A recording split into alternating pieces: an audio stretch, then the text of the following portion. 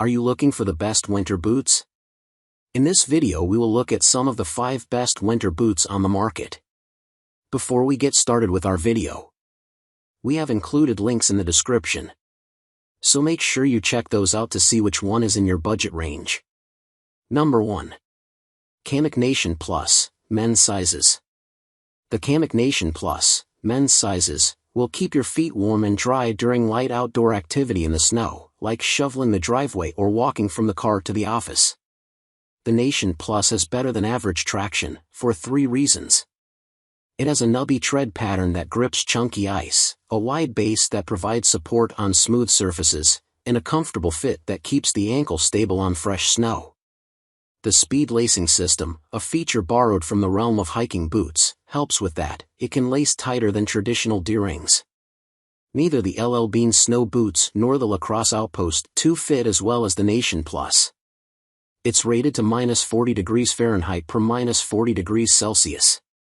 In our testing, we found the Nation Plus provided ideal warmth for casual activity, not too hot or cold. Advertised temperature ratings are a guess, not gospel. They don't account for the activity you're doing, how long you're doing it, or your metabolism. But our testers' subjective opinions, out in the cold they went, with no idea how warm the boots were, consistently aligned with the ratings. All perceived the -40/-40 mark as comfortably warm. It's waterproof, with lower lead weatherproofing. A great snow boot is not only waterproof around the base but will lace up tall over your pants to keep water and snow out. With a shaft height of 11.5 inches, the Kamik will cover more of your pant leg than many other boots we tested. The interior liner is also removable, which can help the interior dry faster. Number 2. Baffin Cloud. We recommend the Baffin Cloud as everyday cold weather boots that can handle shoveling snow at home, walking the dog, driving, and walking around town. These boots were the easiest to put on and remove. The Baffin Cloud has 2 cinch toggles so you can easily take the boots on and off, which is great for those with limited hand dexterity or those who are tired of fiddling with zippers and laces with cold hands or gloves. Better yet, you can take a boot off with just one hand. Alyssa Sansi, who tested this boot, said, "They're comfy and just so easy to slip in and out of with minimal effort. They're warm and comfortable." A lot of boots we've tested are either lightweight and comfortable but skimp on warmth, or they're heavy and stiff but warm. The Baffin Cloud strikes a balance of being cozy, lightweight, flexible, and, so far, durable. Baffin doesn't assign the boots a temperature rating, stating instead that they're rated for use in snowy environments when a user's heart rate is between 60% and 79% of their heart rate max. Though our tester can't say that she was always exerting herself that much, the boots kept her warm through snowy conditions down to around 0°F while walking casually in town. Our tester didn't wade through floods in these boots, but their waterproof shell kept her feet dry in both slushy, old snow and fluffy, newer snow.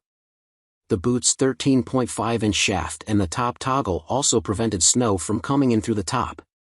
They have above-average traction. Though no boot can compete with ice cleats when it comes to walking on smooth, polished ice, the Baffin Cloud boots get pretty close. They use a soft rubber blend from heel to toe that works like a soft snow tire, using widely spaced hexagon knobs to grip the ice. Though softer rubbers typically wear out faster than firmer compounds, we have not noticed any premature wear so far. They remained pliable at sub-freezing temperatures and continued to conform to walking surfaces. Number 3. Sorel Caribou Boot, women's sizes. This boot has several weatherproofing features. The impervious rubber sole lifts you almost 1.5 inches above the ground, which keeps feet warm and dry by physically removing you from the slush. The tongue is gusseted, sewn to the sides of the boot, to the top of the snow collar, a rarity. Not even the Kamik is sewn this high. The shaft laces high and tight, and the Caribou has its own sort of speed lacing, composed of 4 sets of fat, exterior D-rings that allow laces to slide with little friction. This will help you get the boot on and off your foot with less effort. Finally, the snow collar prevents flakes from entering. It has traction similar to our top picks. It has a wide surface area underfoot, a nubby lug pattern that grabs onto chunky ice, and a proper fit. Though the sole can feel clunky, the boot still fits well. Several other boots we tried didn't, either the heel lifted or the ankle had no support, and both of those issues can cause a foot to slide while you're walking on snow. Testers reported warm feet while wearing them. Like the Kamik, the Caribou boots are rated to -40 degrees Fahrenheit per -40 degrees Celsius. The liner is synthetic, but you can get a version of the boot with a wool liner, if you prefer. Number 4. Ugg Adirondack III, women's sizes. If you're willing, and able, to pay a lot for a boot, you'll get something lighter, cozier, and more flexible than anything else we tested. If the Sorel Caribou is the F-150 of winter boots, the Ugg Adirondack III, in women's sizes, and its counterpart the Ugg Boot, in men's sizes, are the Land Rover. These boots are easy to walk and drive in. When a boot fits like a worn-in leather shoe, as these Uggs both do, it moves easier. Walking and driving are simpler when a snow boot has this additional flexibility. The boots also feel less heavy and obtrusive on your feet.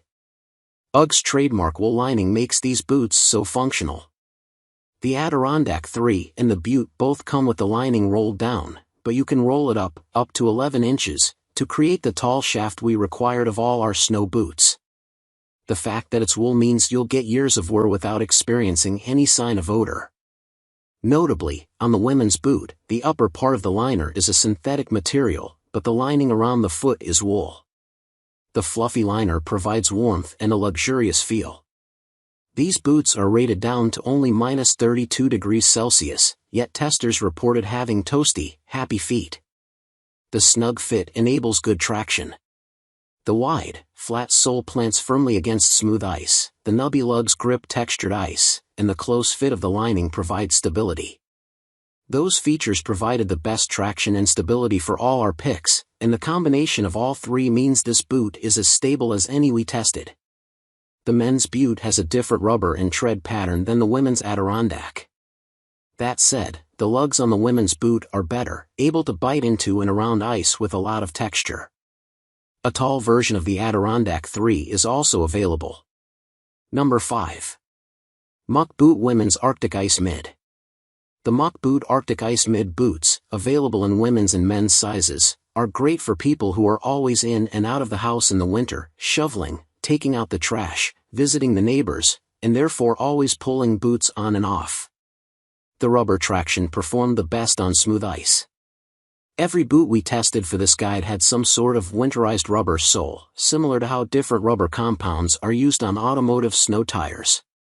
Winter rubber can stay softer at lower temperatures, and soft rubber is grippy rubber. However, very few soles provided a noticeable difference in traction at all on smooth ice, except the Arctic Ice Mid and the Danner Arctic. Both have lugs made from Vibram Arctic grip rubber, which stays soft in cold temps and has a texture like a cat's tongue. And it now has fleece lining. The Arctic Ice model that we tested in 2020 was made of neoprene without any additional insulation. The neoprene did the insulating. The Arctic Ice now has a fleece lining in addition to the neoprene for warmth and comfort. It has an outer shell of hard rubber, like a rain boot, so it won't fit as precisely as some more traditional boots, like the Kamik or Sorel boots, but the shell allows more movement in the foot. That makes this boot much easier to slip on and off for quick entries and exits than the Danner Arctic 600 boots. The exceptional rubber mitigates the less precise fit of this loose boot. Typically, foot movement causes some instability on ice and snow. In this case, the rubber returns much of the traction lost by the fit, and in a noticeable way. It also feels durable enough to last a lifetime.